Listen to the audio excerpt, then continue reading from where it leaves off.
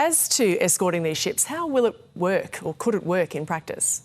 The Navy will have to escort these ships. Under international law, they can form what are called convoys. Naval convoys usually are reserved for ships of the same flag as the Navy. The difficulty there is if you're not a US ship being escorted by a US naval vessel, you are a legitimate target. In the tanker wars in the 1980s, they usually reflagged the ships American in order to get them out. I haven't heard that they're going to do that this time, but probably the significance here is that the US naval presence is much greater than the Iranian forces and they're unlikely to be matched. And the US has warned Iran against any interference in this. We know that Iranian officials didn't immediately respond publicly to what Donald Trump had to say. How could Iran view such a move, though, in the Strait?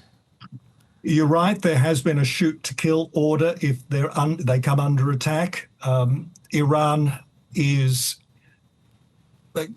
does currently consider itself to be in negotiations with the United States. A move like this is contrary to the toll system that they've imposed on shipping. We've heard this morning that there has already been, in recent hours, an Iranian attack on a naval vessel, on a vessel, a merchant vessel, a bulk carrier. That could be part of their response to this announced operation. And what's your take? Do you think this is likely to happen, as Trump says it will, in the coming hours? Well, in late April, the Americans announced a framework called the Maritime Freedom Construct. I think this is part of that, the first step. It's an operation rather than a long-term framework, but it's part of, they would say, de-escalation and demilitarization of the Straits, because they've always asked for alliance partners to join them, which they've been reluctant to do without that demilitarization.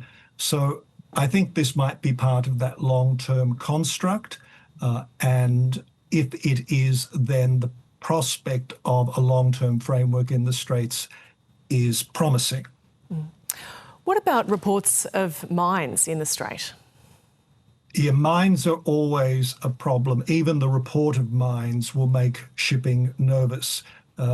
Tehran has published a map of mined areas. Whether that's a real map, whether it relates to the actual situation in the Straits, we don't know. But shipping is very risk averse because the assets that it risks losing are so significant that even the prospect or the threat of mines in the Strait would turn it away. Also, the Iranian mines are not compliant with international law. They don't deactivate after a certain period of time, so they could float around endlessly, really, until they're struck.